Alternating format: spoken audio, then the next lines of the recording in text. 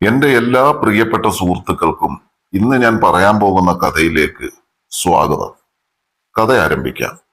Gulf രാജ്യത്തേക്കുള്ള എന്റെ ആ യാത്ര അതെനിക്ക് ഇത്ര വലിയ സമ്മാനങ്ങൾ നൽകുമെന്ന് ഞാൻ കരുതിയിരുന്നില്ല. പ്രതീക്ഷിച്ചതിനേക്കാൾ കൂടുതൽ ആ ഗൾഫ് രാജ്യം എനിക്ക് പലതും തന്നു. അതിൽ അറേബ്യൻ രുചികളായിരുന്നു എനിക്ക് ഏറെയും പ്രിയപ്പെട്ടത്. അത്യാവശ്യം സാമ്പത്തിക ചുറ്റുപാടുള്ള ഒരു വീടാണ് എന്റേത്. അച്ഛനും അമ്മയും പിന്നെ ഒരു ചേച്ചിയും. ചേച്ചിയുടെ വിവാഹം കഴിഞ്ഞു. അച്ഛൻ സർക്കാർ ജോലിക്കാരനാണ്. അമ്മ വീട്ടിൽ തന്നെ വീട്ടുജോലിയെല്ലാം ചെയ്ത് കഴിയുന്നു. കുറച്ച് കൃഷിയുണ്ട്, അതും അച്ഛൻ തന്നെയാണ് നോക്കുന്നത്.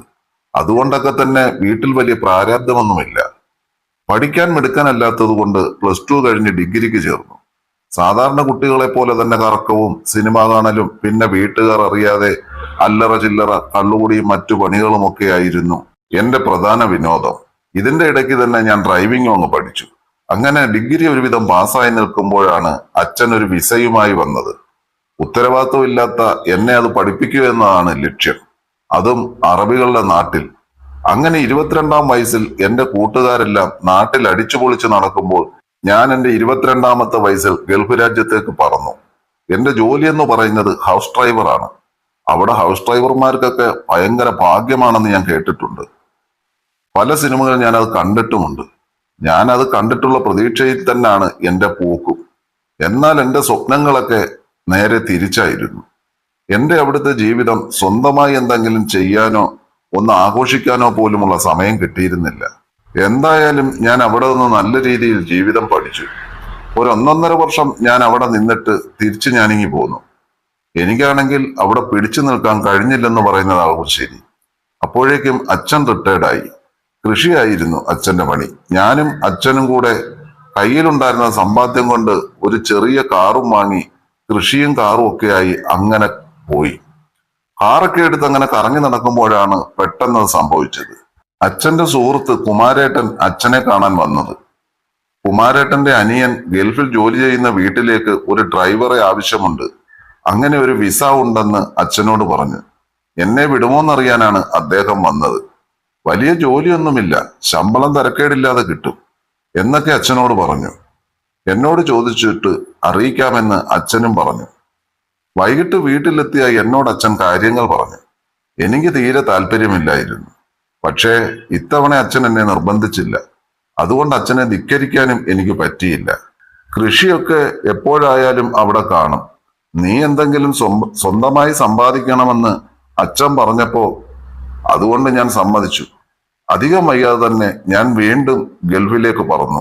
ഇത്തവണ എന്തൊക്കെ സംഭവിച്ചാലും തന്റെ ആഗ്രഹങ്ങളൊക്കെ നടത്തിയിട്ട് തിരിച്ചു വരാവൂ എന്ന് ഞാൻ മനസ്സുകൊണ്ട് ഉറപ്പിച്ചിരുന്നു. അങ്ങനെ വീണ്ടും ഞാൻ ആ എയർപോർട്ടിൽ ചെന്നിറങ്ങി.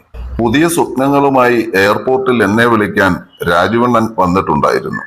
ആള് ശരിക്കും വയസ്സനായി. അദ്ദേഹമാണ് ഇപ്പോൾ അവിടുത്തെ ഡ്രൈവർ.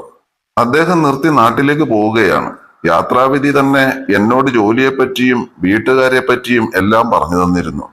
ഞാനൊരു അറബ് നാട്ടിലെ ഡ്രൈവറായിട്ടാണ് നിൽക്കാൻ പോകുന്നത്. ഡ്രൈവർക്ക് ഇത്ര സമയമെന്നൊന്നുമില്ല. അവർ എപ്പോൾ വിളിക്കുന്നു അപ്പോഴേക്കും പോകേണ്ടി വരും. ചില ദിവസങ്ങളിൽ എങ്ങോട്ട് പോകാനുണ്ടാവില്ല.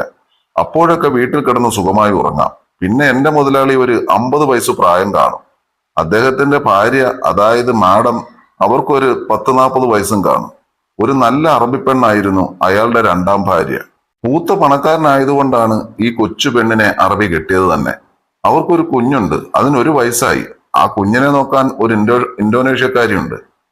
വീട്ടുജോലികൾ ചെയ്യാൻ ഒരു ഫിലിപ്പീൻസുകാരിയുമുണ്ട്. ഇത്രയും പേരാണ് അവിടെ ഉള്ളത്. മുതലാളി ഇവിടെയല്ല താമസിക്കുന്നത്. അദ്ദേഹം കുറച്ച് ദൂരെയാണ്. ഭാര്യയും മക്കളുമൊക്കെയായി അവിടെ കഴിയുന്നു. അവിടെ നിന്നും മാസത്തിൽ 7 ദിവസം മാത്രമേ ഇവിടെ വന്ന് 2ാം ഭാര്യയോടൊപ്പം വന്ന് നിൽക്കാറുള്ളൂ. ഇന്തോനേഷ്യക്കാർക്കും ഒരു 25-26 വയസ്സ് കാണും. അവൾക്ക് കുഞ്ഞിനെ നോക്കുന്ന പണി മാത്രമേ ഉള്ളൂ. ആണുങ്ങൾ വേറെ ആരും ഇല്ലാത്ത വീടായതുകൊണ്ട് എന്റെ റൂമും കോമ്പൗണ്ടിനകത്താണ്.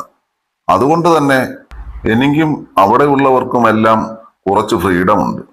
ഞാൻ വന്ന് ഒരാഴ്ച കഴിഞ്ഞപ്പോൾ രാജുവണ്ണൻ പോയി. അപ്പോഴേക്കും ഞാൻ ഫിലിപ്പൈൻസുകാരിയുമായി വളരെ അടുത്തു തുടങ്ങി. എനിക്കുള്ള ഫുഡും മറ്റുമെല്ലാം അവളാണ് കൊണ്ടു തരുന്നത്.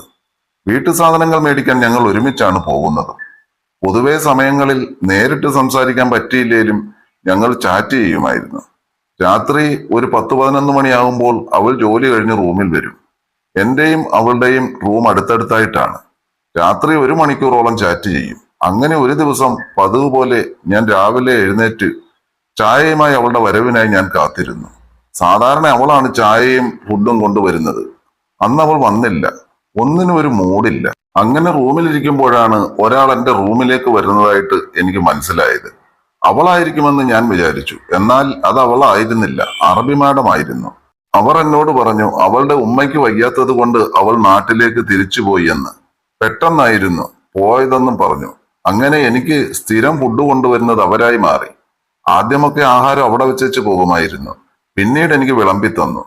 ഞാൻ കഴിക്കുന്നത് വരെ അവിടെ ഇരുന്ന് വർത്തമാനമൊക്കെ പറഞ്ഞേ പോവുകയുള്ളൂ. മാസത്തിൽ 7 ദിവസം മാത്രം വരില്ല. അന്ന് അറബി വീട്ടിലുള്ള ദിവസമായിരിക്കും. അതിനോടൊപ്പം തന്നെ ഞങ്ങൾ ഒത്തിരി അടുത്തിരുന്നു. അങ്ങനെ ഒരു ദിവസം ആഹാരമെല്ലാം കഴിച്ച് ഒന്ന് ചെറുതായി മയങ്ങി. ഫോൺ ബെല്ലടിക്കുന്നത് കേട്ടാണ് ഉണർന്നത്. മാഡത്തിന്റെ ഫോണാണ്. അവരുമായി പുറത്തു പോകാനായിരുന്നു. പുറത്തു പോയിച്ചു വരുമ്പോൾ അവരാകെ ദുഃഖിച്ചിരിക്കുകയായിരുന്നു. എന്താണെന്ന് ചോദിച്ചപ്പോൾ അന്ന് അവരുടെ വെഡിങ് ആനിവേഴ്സറി ആണെന്ന് പറഞ്ഞു. എന്നാൽ മുതലാളി വരാമെന്ന് പറഞ്ഞിട്ട് വന്നില്ല. അതിന്റെ വിഷമത്തിലായിരുന്നു അവർ. താൻ 2ാം ഭാര്യ ആയതുകൊണ്ട് അവർക്കിപ്പോഴും 2ാം സ്ഥാനം മാത്രമേ ഉള്ളൂ. അങ്ങനെ കുറെ വിഷയങ്ങൾ അവർ എന്നോട് പറഞ്ഞു. അങ്ങനെ ഞങ്ങൾ വീട്ടിലെത്തിയതിനു ശേഷം ഞാൻ റൂമിലേക്ക് പോയി. കുറച്ചു കഴിഞ്ഞ് മാഡം എനിക്കുള്ള ആഹാരവുമായി വന്നു. ഒരു നൈറ്റ് ഗൗൺ ആയിരുന്നു അവർ ധരിച്ചിരുന്നത്. അപ്പോഴും അവരുടെ മുഖത്തെ ആ സങ്കടഭാവം മാറിയിരുന്നില്ല. അപ്പോൾ ഞാൻ അവരോട് ചോദിച്ചു, മാഡം ഭക്ഷണം കഴിച്ചോ? ഇല്ല എന്നവർ മറുപടി പറഞ്ഞു. അതുകൊണ്ട് ഞാൻ പറഞ്ഞു, നമുക്ക് ഒരുമിച്ചിരുന്ന് കഴിച്ചാലോ? മാഡം ക്ഷമിക്ക്, എല്ലാം ശരിയാകും. മാഡത്തിന് എന്റെ ഒപ്പം ഇരുന്ന് ആഹാരം കഴിക്കാൻ ബുദ്ധിമുട്ടില്ലെങ്കിൽ നമുക്ക് 2 പേർക്കും കൂടി ഒരുമിച്ചിരുന്ന് കഴിക്കാം. അതെനിക്ക് ഒരു കൂട്ടാകും. മാഡത്തിന്റെ സങ്കടങ്ങളെല്ലാം മാറുകയും ചെയ്യും. ശേഷം ഞങ്ങൾ ഒരു പ്ലേറ്റിൽ നിന്നും ഒരുമിച്ചിരുന്ന് ഭക്ഷണം കഴിച്ചു. അന്ന് ഞാൻ കഴിച്ച ഭക്ഷണം ഇതുവരെ കഴിക്കാത്ത വിഭവങ്ങളായിരുന്നു. ആ അറബ് രുചി ഞാൻ അങ്ങനെ ആദ്യമായി അറിഞ്ഞ രാത്രിയായിരുന്നു അത്. പിന്നെ മാസത്തിൽ 7 ദിവസം ഒഴികെ ബാക്കി എല്ലാ ദിവസങ്ങളിലും അറബ് രുചി ഞാൻ രുചിക്കാറുണ്ടായിരുന്നു. പകരം പറ്റുമ്പോഴെല്ലാം എന്റെ നല്ല നാടൻ വിഭവങ്ങൾ ഞാൻ അവർക്കുണ്ടാക്കി കൊടുത്തിരുന്നു.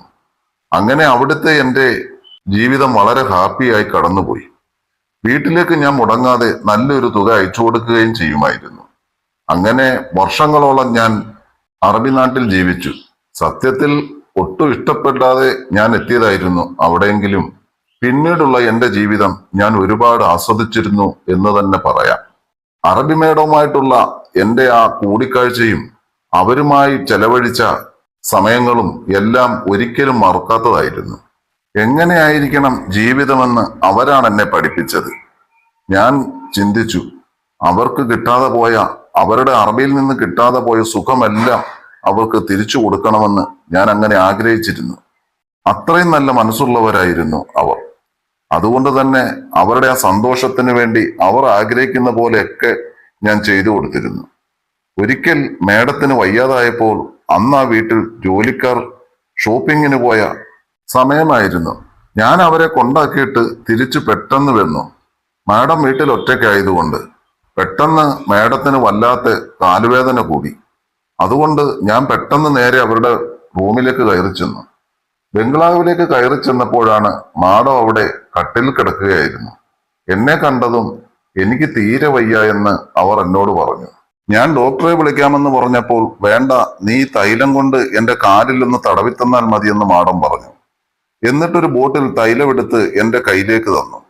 അതിന്റെ പേരെന്താണെന്നൊന്നും എനിക്ക് മനസ്സിലായില്ല. അറബിലായിരുന്നു അത് എഴുതിയിരുന്നത്. പക്ഷേ അതിനെന്തോ ഒരു വല്ലാത്ത മണമായിരുന്നു, മത്തു പിടിപ്പിക്കുന്ന പോലെയുള്ള മണം. ഞാനതൊന്ന് മൂക്കിലേക്ക് പിടിച്ചപ്പോൾ ഹോ, അതിന് വല്ലാത്ത ഒരു ലഹരി പോലെ. ഞാൻ പതുക്കെ അത് വലത് കൈയിൽ ഒഴിച്ച് ഞാൻ കാൽപാദം മുതൽ മുകളിലോട്ട് മുട്ടുവരെ തടവിക്കൊടുത്തു. മാടൻ നൈറ്റി മുട്ടുവരെ ഉയർത്തി വെച്ച് കിടക്കുമായിരുന്നു. ആ കാൽപാദത്തിന്റെയും കാലിന്റെയും ഒക്കെ കളർ കണ്ടപ്പോൾ എനിക്കാണെങ്കിൽ വല്ലാത്തതുപോലെ തോന്നി. നല്ല വെളുത്തു ചുവന്ന കാലുകൾ. മാടൻ കണ്ണടച്ചങ്ങനെ കിടക്കുകയാണ്. ഞാൻ തടവി പതുക്കെ മുട്ടിന് മുകളിലേക്കും ഒന്ന് തടവി നോക്കി. പേടിച്ചാണ് ഞാനത് ചെയ്തത്. അപ്പോഴും മാടൻ അങ്ങനെ തന്നെ കിടക്കുകയാണ്. ചെറുതായിട്ടൊന്ന് ഞരങ്ങി, അത്ര തന്നെ. പിന്നെ പിന്നെ ഞാൻ സർവ്വധൈര്യവും സംഭരിച്ച് എന്തൊക്കെയാ നടന്നതെന്ന് എനിക്കിവിടെ പറയാൻ പറ്റില്ല.